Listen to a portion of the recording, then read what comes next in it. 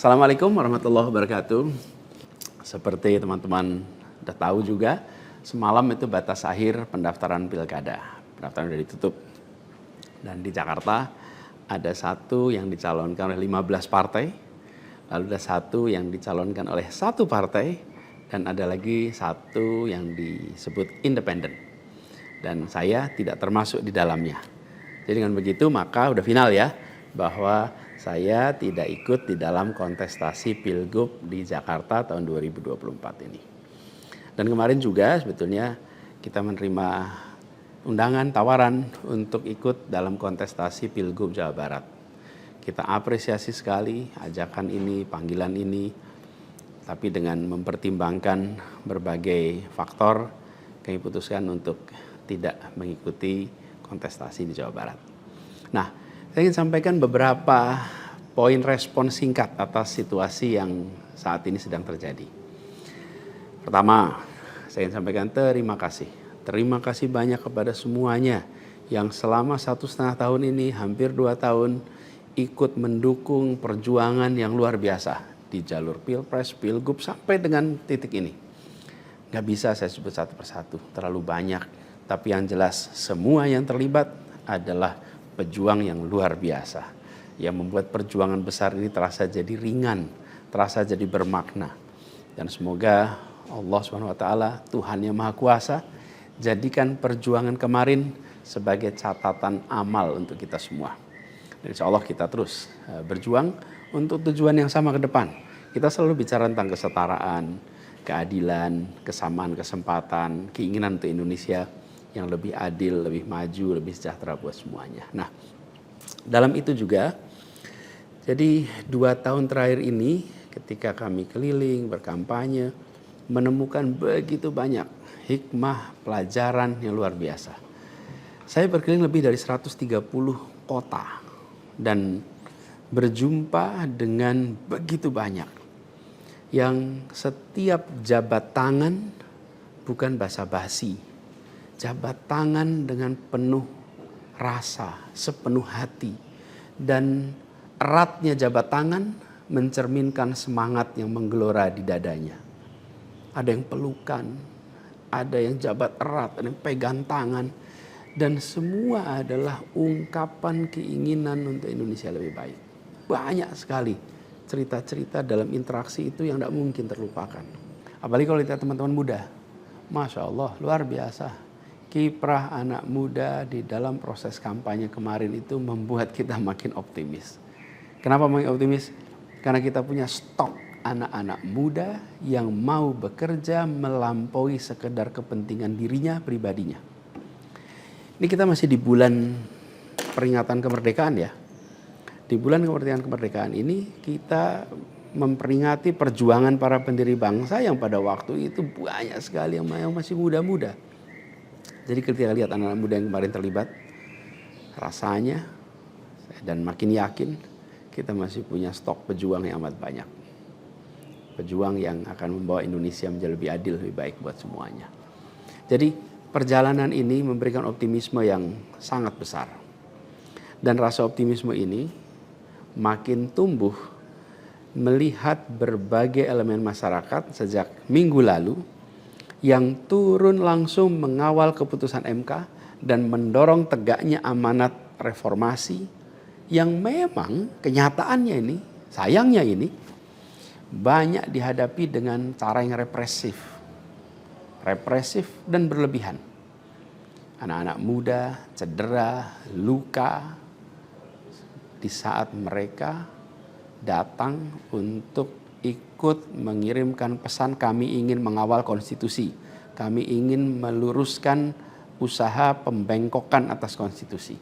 Karena itu hadapi juga dengan rasa cinta sebagai saudara sebangsa. Ini sangat disesali dan ini tidak boleh berulang lagi. Tapi bukan anak-anak muda, jangan pernah gentar. Jangan pernah mundur. Insyaallah jadi catatan untuk diceritakan dengan rasa bangga. Ketika Indonesia konstitusinya terancam, maka anak muda tidak diam. Anak muda terlibat. Dan banyak juga generasi-generasi lebih senior yang memilih terlibat walaupun secara usia sudah senior. Dan gerakan ini juga jelas memberikan hasil. Apa yang terjadi? putusan MK tetap tegak. DPR dan KPU harus mengikuti. Dan di banyak daerah ada calon-calon yang diinginkan publik yang tadinya ditutup jalannya, kemudian terbuka. Kenapa? Karena elitnya dipaksa oleh konstitusi untuk memberikan jalan. Dan ini adalah sebuah kesempatan untuk kita memperbaiki kualitas demokrasi dan harapannya nanti mutu pemerintahan di seluruh wilayah Indonesia. Jadi kemudahan yang disediakan oleh MK ini bisa dimanfaatkan. Walaupun di beberapa daerah juga tidak dimanfaatkan oleh partai-partai merespon aspirasi yang sesungguhnya ada dari masyarakat. Karena pilkada ini kan pemilihan di tingkat daerah yang harusnya mencerminkan aspirasi daerah, bukan aspirasi di puncak nasional. Tapi dalam kenyataannya tidak selalu semua bisa berjalan seperti itu. Nah, gerakan masif mengawal putusan MK di berbagai kota ini juga menunjukkan bahwa tidak benar bila rakyat Indonesia disebut sudah apatis, sudah tidak peduli pada kondisi demokrasi. Nope, sama sekali tidak. Harapan itu menyala, harapan itu menyala terang, dan insya Allah makin terang. Dan terangnya harapan ini harus terus kita jaga, kita besarkan sama-sama. Nah, hal lain yang ingin saya sampaikan, bahwa takdir Allah, Tuhan Yang Maha Kuasa, sudah tertulis bahwa saya tidak mengikuti kontestasi kali ini. Dan sejujurnya ada selalu rasa lega setiap kali melewati sebuah persimpangan jalan. Ketika amanat itu diberikan, artinya Allah SWT meyakini bahwa ini yang terbaik. Dan ketika amanat itu tidak berikan, saya yakin Allah SWT sedang melindungi pada kita. Jadi itu juga yang saya jalani selama ini. Begitu kita menyaksikan situasinya, hasilnya, maka saya yakin insya Allah ada hikmah-hikmah besar yang akan muncul nanti. Mungkin ada yang tanya, Pak Anies, ada nggak penyesalan tidak mengikuti pilkada ini? Kalau saya ditanya ada penyesalan, tidak ada. Ada penyesalan itu. Apa yang saya sesali? Yang saya sesali adalah aspirasi warga kampung-kampung miskin kota. Rakyat miskin kota yang berdatangan ke rumah ini, di tempat sini. Setelah selesai Pilpres kemarin, bergantian, berombongan datang bergantian. Menyampaikan keinginan, aspirasi, Pak tolong kembalikan kondisi yang kemarin kita rasakan. 1,5 tahun ini hilang.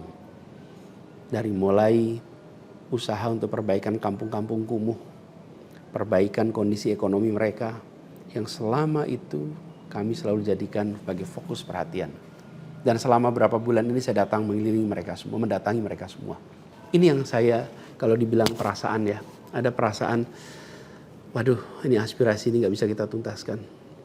Lihat warga kampung Bayam yang terlantar, berat rasanya. Lihat kampung-kampung yang setiap kali kita datang, Pak tolong ini dituntaskan, berat rasanya kalau mereka tidak bisa mendapatkan penuntasan atas usaha meningkatkan kesejahteraannya. Itu yang kalau ditanya sebagai rasa sesal, bagaimana rakyat miskin di Jakarta yang menjadi fokus perhatian kita tidak bisa saya penuhi harapannya. Para saudara-saudara semua, warga kampung di Jakarta, rakyat miskin kota, saya minta maaf karena tidak bisa membantu melalui jalan pemegang kewenangan, pembuat kebijakan. Tapi bukan berarti perjuangan kita berhenti dan bukan berarti kita ikhtiar kita selesai di sini, enggak. Dengan cara lain nanti kita sama-sama berjuang untuk bisa memperbaiki kondisi rakyat miskin kota yang saat ini sedang menghadapi tantangan yang besar sekali. Saya minum kopi dulu ya. Jadi catatan lain yang saya rasakan ya ketika mengikuti proses ini semua, bahwa terbuka kenyataan bahwa sistem politik kita, demokrasi kita masih amat ringkih. Dan kita punya PR untuk mengajak seluruh rakyat memiliki kesadaran yang lebih baik tentang proses politik, tentang proses demokrasi agar demokrasi kita itu bisa berjalan dengan benar, berjalan dengan baik, dan hasilnya adalah untuk dirasakan seluruh rakyat.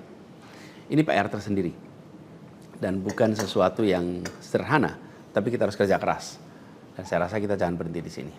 Karena itu, salah satu tujuan besar yang akan diperjuangkan ke depan adalah meningkatkan kesadaran politik dan demokrasi Indonesia. Membantu mendorong supaya inisiatif-inisiatif, gerakan-gerakan sosial masyarakatan itu bisa tumbuh berkembang khususnya di kalangan anak-anak muda. Seperti yang selama ini sudah dikerjakan, seperti misalnya humanis, ubah bareng, turun tangan, dan lain-lain. Nah, ada hal lain yang saya ingin share di sini.